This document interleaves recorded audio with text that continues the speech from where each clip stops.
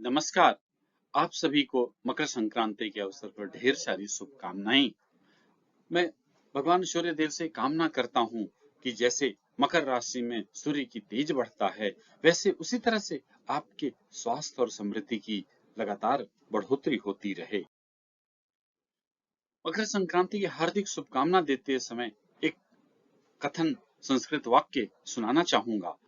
तिलवत् स्निग्धं मनोस्तु वाण्यं गुणवन्धो माधुर्यम् तिल गुड़ लड्डू कवत संबंधिस्तु सुब्रतनु।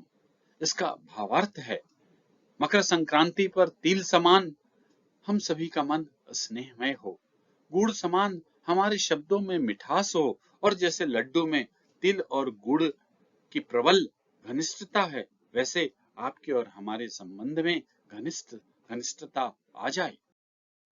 अब सवाल है कि मकर संक्रांति कब मनाते हैं।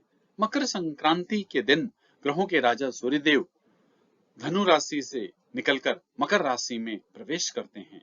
सूर्य के एक राशि से निकलकर दूसरी राशि में प्रवेश करने को ही संक्रांति कहते हैं। एक संक्रांति से दूसरे संक्रांति के बीच का समय सौर मास कहलाता है। पौष मास के शुक्ल पक्ष में मकर संक्रांति मनाया जाता है।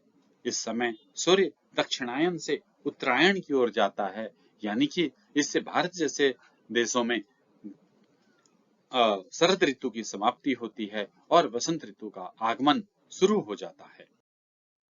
अब हम मकर संक्रांति की ढेर सारी कथाएं हैं, उन सब कथाओं को एक एक करके सुनते हैं। सबसे एक पहली कथा ये है कि जब सूर्यदेव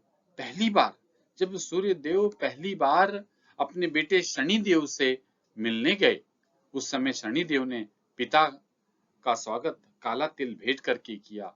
साथ में ही तिल से उनकी पूजा भी की, जिससे पिता सूर्यदेव अत्यधिक प्रसन्न हुए। पिता सूर्य ने पुत्र शनि को आशीर्वाद दिया कि जब वे उनके घर मकर राशि में आएंगे तो उनका घर धन धान्य से परिपूर्ण हो जाएगा। एक दूसरी कथा है। उस कथा के अनुसार मकर संक्रांति के दिन गंगा जी भगीरथ ऋषि के पीछे पीछे चलकर कपिल मुनि के आश्रम से होकर सागर में जा मिलते हैं। इसी दिन गंगा सागर में स्नान दान के लिए लाखों लोगों की भीड़ होती है। लोग कष्ट उठाकर गंगा सागर की यात्रा करते हैं। एक और कथा है। एक मान्यता ये है कि मकर संक्रांति के दिन ही यशोदा मैया ने श्री कृष्ण को प्राप्त करने के लिए व्रत किया था। एक और कथा है। इस कथा के अनुसार महाभारत काल में भीष्म पितामह ने अपना देह त्याग करने के लिए मकर संक्रांति का दिन ही चयन किया था।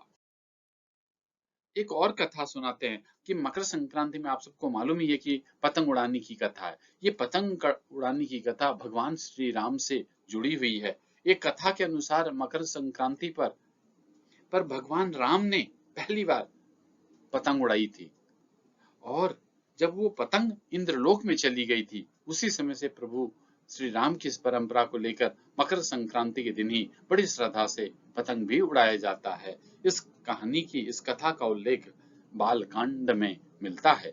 इससे जुड़ी हुई कथा है। इसमें कथा ये है कि जब भगवान श्री राम इस पतंग को उड़ाते हैं तो वो पतंग इंद्रलोक चला जाता है, और इंद्रलोक जब जाता है तो इंद्रलोक में भगवान इंद्र के पुत्र जयंत की पत्नी को वो पतंग मिल जाता है, और वो इस पतंग से बड़ी लालायित हो जाती है।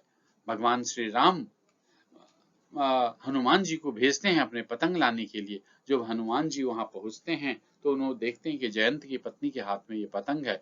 तो हनुमान ने उनसे आग्रह करती हैं कि आप इस पतंग को, भगवान श्री राम का है, इन्हें आप वापस करें। तो जयंती की पत्नी हनुमान जी से आग्रह करती हैं कि हमें भगवान श्री राम का दर्शन करवाएं। तो हनुमान जी ने बोला कि आपका संदेशा भगवान श्री राम के चरणों में अर्पित कराऊंगी। उसके बाद हनुमान जी पतंग को लेकर वापस धरती पर आ जाते हैं और भगवान श्री राम को सारी कथा सुनाते हैं। इस तरह से आपने देखा कि ढेर सारी कथाएं जुड़ी हुई हैं। तो एक बार फिर आप सभी को मकर संक्रांति की ढेर सारी शुभकामनाएं। नमस्कार।